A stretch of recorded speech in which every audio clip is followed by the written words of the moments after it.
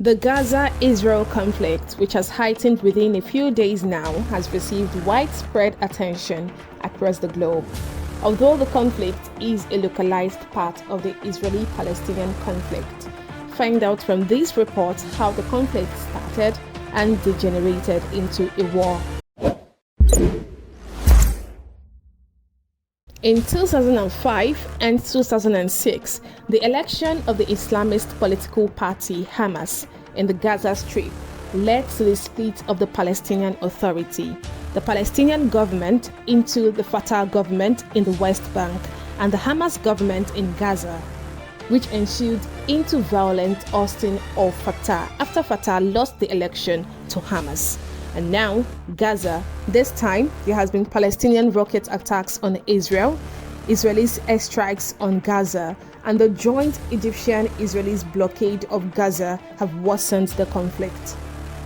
On the 7th of October 2023, Palestinian militant groups, mainly Hamas and Palestinian Islamic Jihad, with other groups including the Popular Front for the Liberation of Palestine, launched a major attack on Israel from the Gaza Strip. Hamas militants stormed from the blockaded Gaza Strip into nearby Israeli towns, killing dozens and abducted others in an unprecedented surprise attack during a major Jewish holiday Saturday.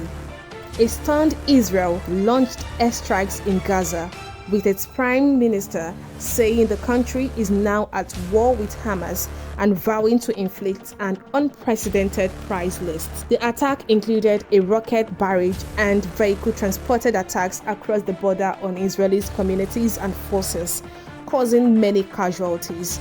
Israel declared itself at war and swore immense revenge after Hamas launched an unprecedented strike across the heavily fortified border with Gaza, firing thousands of rockets in a shock attack by land, sea, and air.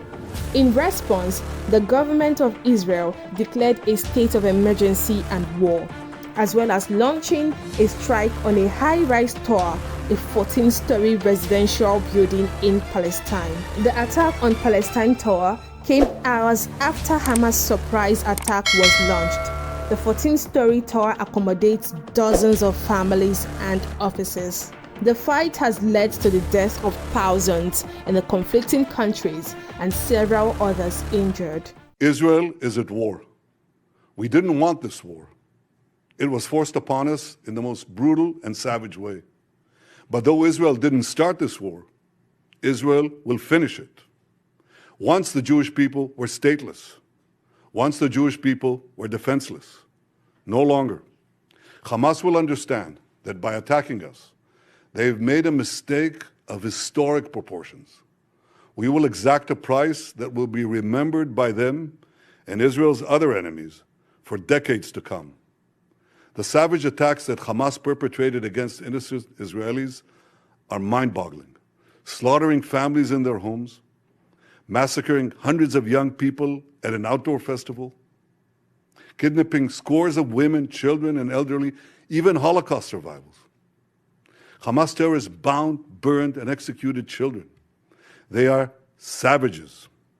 Hamas is ISIS. And just as the forces of civilizations united to defeat ISIS, the forces of civilization must support Israel in defeating Hamas. I want to thank President Biden for his unequivocal support. I want to thank leaders across the world who are standing with Israel today. I want to thank the people and Congress of the United States of America. In fighting Hamas, Israel is not only fighting for its own people, it is fighting for every country that stands against barbarism. Israel will win this war. And when Israel wins, the entire civilized world wins. Israel's Air Force said in a statement its fighter jets had hit 2 high-rise buildings in Gaza, alleging that they housed Hamas military infrastructure. Meanwhile, Israeli authorities have ordered a complete siege of Gaza as the Hamas militant group threatened to execute hostages, while Israeli Defense Minister Yoav Gallant said he planned to cut off supplies of electricity, food and fuel to the Palestinian enclave. Israeli politician who has been serving as prime minister since December 2022, Benjamin Netanyahu, said that airstrikes in the besieged Gaza Strip were just the beginning and vowed to do everything for Israelis held captive. However, Abu Obaida, the spokesman of Hamas military wing, said that every Israeli bomb hitting Gaza without prior warning would be followed by the execution of one of the Israeli civilian hostages. Israel had announced it had retaken control of the Gaza border fence that was penetrated by Hamas gunmen. The military also stated that the soldiers were planting mines in the gaps where the barrier was collapsed. The war has led to destruction of thousands of lives and properties, many displaced and injured. Media reports disclosed that militants from Gaza fired more rockets, hitting a hospital in the Israeli coastal town of Ashkelon. Although reports disclosed that there was no casualties from the hospital attack, the conflict threatened to escalate with Israel vowing to retaliate. Previous conflicts between Israel and Gaza's Hamas rulers brought widespread death and destruction in Gaza and days of rocket fire on Israeli towns. Many international airlines have suspended flight services to Israel after the surprise attack by Hamas militants on Israel, and many others after Israel declared war on Hamas.